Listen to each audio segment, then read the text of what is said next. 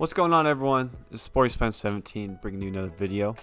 Not much has been going on in the world of the Utah Jazz, so today I found a few articles that somewhat have to relate to Jazz, and then I'm going to be talking a little bit more about the FIBA World Cup towards the end of the video. So first off is a Bleacher Report article. It's titled "The 6 NBA Teams That Improved the Most This Offseason." This was posted about 2 days ago, and I'm a little upset about this list.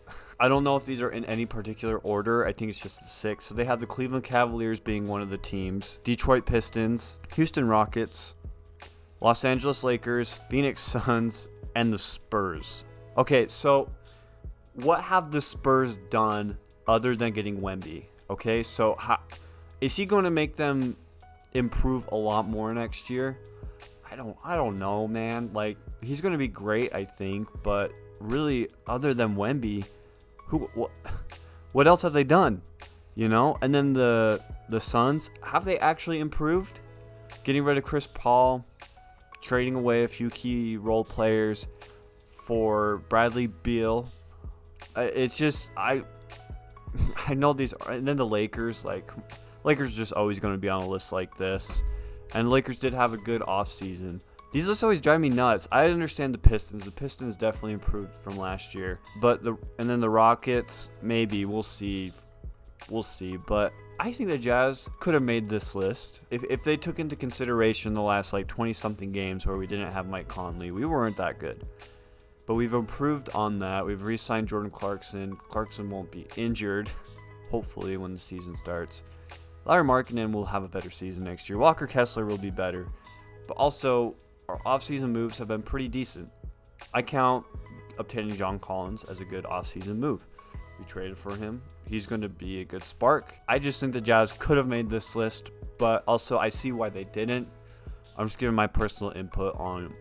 I might be a little biased because I'm a Jazz fan, but I think the Jazz really are going to be better than what the media expects. And as a Jazz fan, I should know that it's always going to be like that. And then another thing, too, is ESPN's Zach Lowe said that the Jazz are at a major risk for a step back. He said, "My guts on them is they're at risk.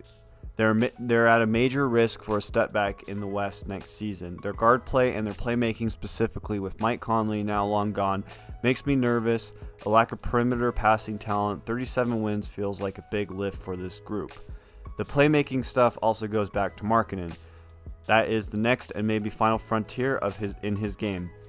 He makes the other people better just by the sheer attention that he draws, both as a scorer and a shooter. But his passing vision just hasn't been there, and Collins is a 1 to 2 assists per game max guy." We can take this for a grain of salt.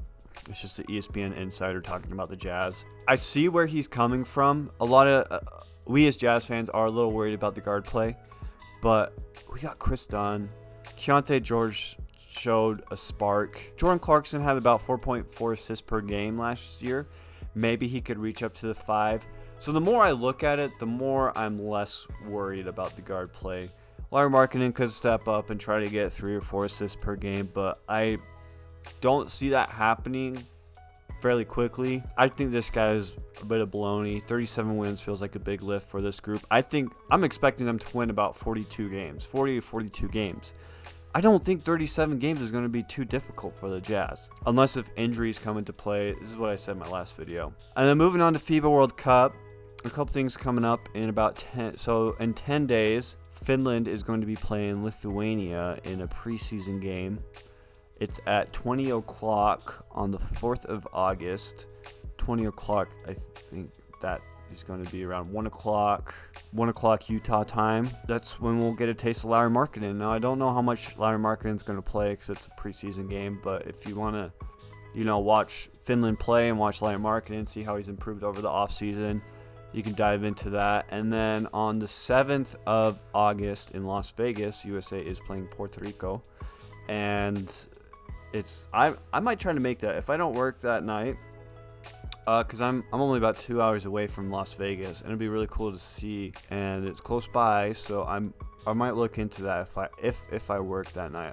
I don't think I'll be able to make it, but that will start at 8 o'clock Utah time. And like I said, FIBA The FIBA YouTube channel does a really good job at live streaming these games. I'm sure they'll live stream all of these as well because they want a lot of people to watch. I say let's support international basketball, and all for this FIBA World Cup this year. Extremely high amount of talent. I don't know if the FIBA World Cup has seen this amount of talent before. I could be wrong. Never watched one before. This is my first FIBA World Cup experience, really, of paying attention and watching. But I'm excited. I'm excited for all of it. But everyone, this has been Sporty Spence 17. Thank you all for watching. Have a great rest of your night.